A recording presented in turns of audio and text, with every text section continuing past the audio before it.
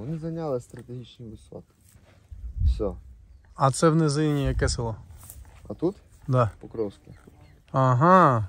Це Покровське вже. Воно таке довге йде і туди вправо. Все. І воно так вже до траси почти. І вони на трасу вже в районі Калинового вийшли. Чуть вище туди. І воно от, ця ложбина веде до Солідара. Тобто, якщо вони зайдуть в Покровське, в них відкривається вихід на цю висоту. Соответственно, тут нічого немає. Ні Капець. одного окопа. А чому вони зараз не атакують? Просто не накопичують Я сил? думаю, що зараз все в процесі, на протязі дня.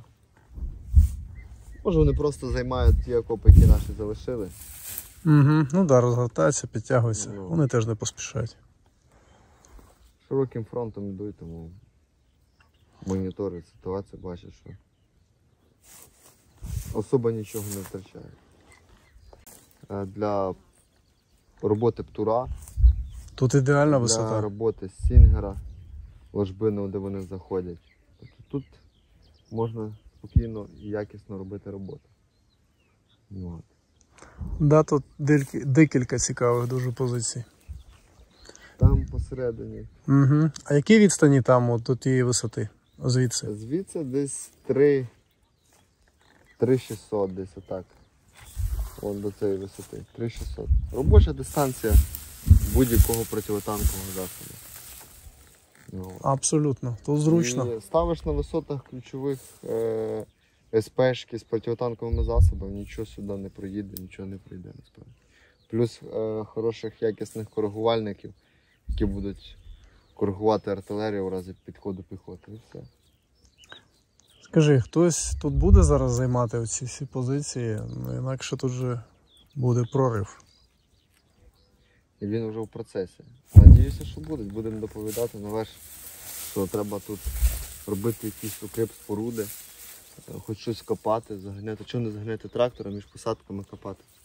Або там чуть-чуть далі відтягнутися, та в житті посадці. Спокійно ж можна робити укріплення. Піхота, яка має рити тут окопи. Сюди вже, звісно, пізно трактор заганяти, але коли ще ми стояли в посадках, тут ще спокійно трактор міг копати. Ну, ти хочеш сказати, що в ту частину і зараз можна трактор загнати. Вони не помітять. Посадки густі. 100%. Ну,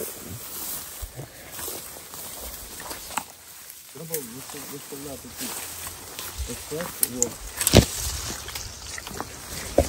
Позиція від ігли. Ні, це не від ігли, кстати. А може ні, це не від ігли, це від сінгера. Ні, не від сінгера, а від цього. От від сінгера. Тут позиція ПВО була. Це хороша позиція, висота. І ще, віддать, стріляли кудись хлопці. На, візьми цю кришку, це нам для ракети, у нас одної нема.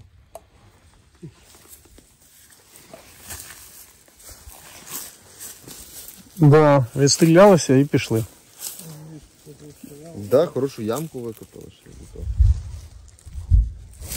Да, молодці якісь люди були. Все, тут треба буде отсюдали людей виставляти. Копаємося трохи далі.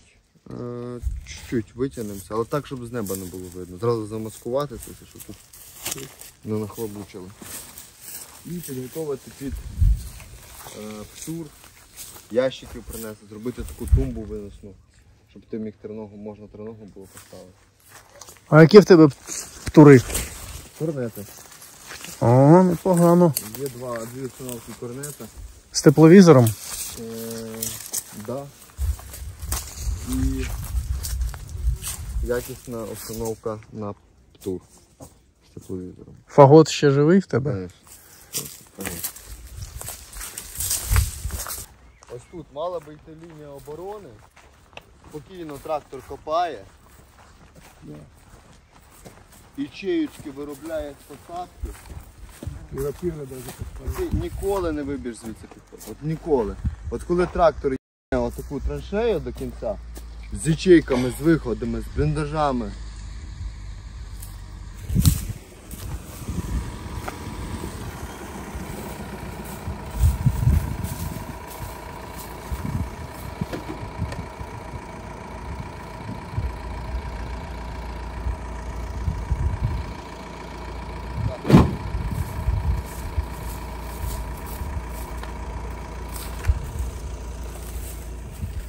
І все.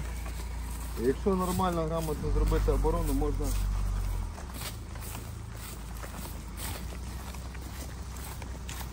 тримати противника довго.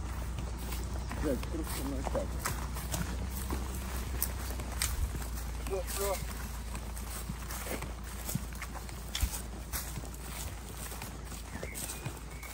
Ні одного окопа немає. Ну, пару капанірів вирили, але позицій тут нема. До Бахмута 5 кілометрів. Ну так, да, якщо вони піднімаються на цю висоту, вони заходять в Бахмут. 100%. 100%. Бо звідси все. Артилерію ставлять в низині. Да, вони прикриті від спостереження, їм зручно і вони розкатують нас з танків і мінометами. Сюди міномети сюди ставляться і все. Піхота, вона має щось вміти. Хлопці, тримайте, щоб ми зробили вам другу якісну лінію оборони.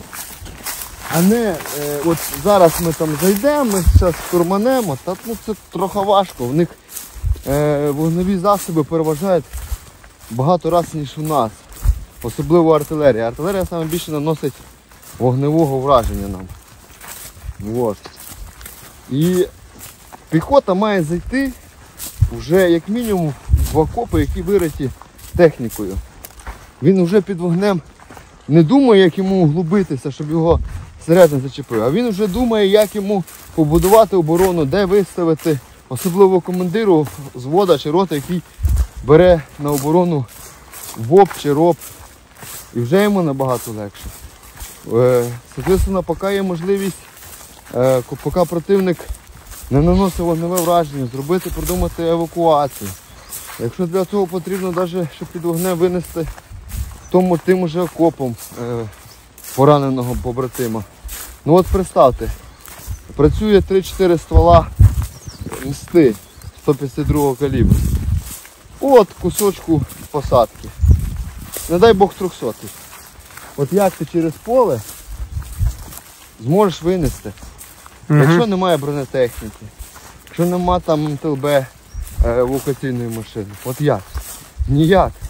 А саме легше зробити декілька шляхів евакуації, щоб можна було в окопі навіть з носілками перенести, щоб і набагато легше буде воювати. Коли піхота буде бачити, що ми зможемо їх забезпечити укріп районами, противник рухає, противник задіє все для того, аби просуватися метр за метром, метр за метром. На жаль, цей метр за метром проливається сотні, а то і деколи тисячі життів бійців, які би могли би далі воювати і давати ефективний результат. І захищати свою країну, правильно? Да, а так виходить, він заходить в посадочку, отримує задачу закопатися. Звісно, на нього противник висікає, що зайшла піхота, і наводить туди всі можливі способи наносити вогневе враження. Включаючи касетні боєприпаси, фосфорні боєприпаси, які, кстати, заборонені Женевською конвенцією Мінською. Да. А в якій все це ефективно проти відкрито розташованої живої сили. А якщо люди закопалися, то ефективність можна знизити значно. В чому саме цікавіше, що піхота, вона має бути завжди в бойовому стані. Вона має бути, я був багато років на позиціях, я знаю, що це таке. Коли це, от представте, от тобі треба викопати окопчик, зробити ячейку, цілий день ти копаєш, смотря який ґрунт.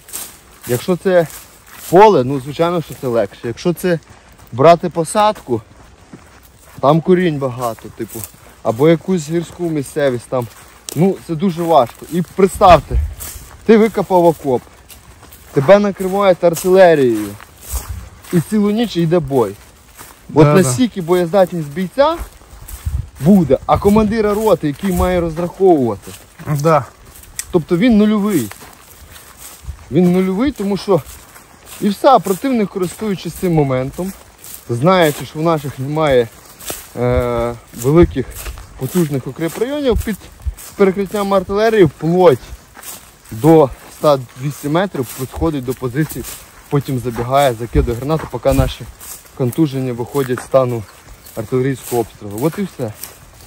Тому виняток з цієї ситуації, вихід з цієї ситуації. Вся цивільна інфраструктура, яка знаходиться найближче до фронту, має забезпечити. Зрозуміло, що не вистачає техніки для окопів, але це все має використовувати на війну, на перемогу, на все. Заказати, викопати, перевести кран, плити, поставити ці плити, для того, щоб боєць, він зайшов, він розумів, що в нього є відсоток вижити. Правильно? Да, Тобто, да. боєць, який заходить на активну фазу фронту, він має в голові мати, що в нього є все ж таки шанс не бути пораненим або не бути вбитим. Тому що, зайшовши в посадку, от коли йде наступ противника, він задіє будь-які види озброєння для того, аби просунутися вперед. І це вже доказано в війні, тому що я був присутнім, коли на ВОПі знаходився командир роти, і вони не пожаліли ракети, вони вдарили по цьому маленькому бліндажику ракетою за десятки, а то й сотні тисяч доларів. Вони не жаліють. Тобто, Да, я бачив це під Покровським якраз це це було. було, це було під Покровським, це було на висоті, і вони не жаліють. Вони нічого не жаліють для того, щоб посунутися вперед. Вихід тільки з цієї ситуації, я бачу, якісна, хороша лінія оборони. Друга не буде. Противник рухається, противник буде старатися все робити для того, щоб нас видавити, як мінімум, з території Донецької і Луганської області. Так що, я це багатьом, кстати, говорив. Ну, зараз, слава Богу, бачу багато тракторів. От. Почали копати, почали робити систему укріпів. Треба укріпляти. А коли в тебе, ти розумієш, що в тебе є якісна система оборони, бо зазвичай як? Противник йде, ми даємо йому нормально, і потім контратакуємо, і ми не можемо витягнути навіть контратаку, і ще відходимо від того, що ми зайняли. Да. В багатьох випадках. А коли ти розумієш, в тебе є железна лінія, де ти знаєш, впевнений на 100%, що піхота її втримає. Система укріплення дозволяє під навіть щільним вогнем артилерії, ракет і авіаударів втримати певну висоту. Соответственно, є можливість перегрупувати людей під якісь контрнаступальні дії. А ми не можемо відійти від того, що ми тримаємо, постійно вигрібаємо, і ще й стараємося щось контратакувати. В багатьох випадках це просто безуспішно, це що того, що противник переважає вогневих засобів. От і все.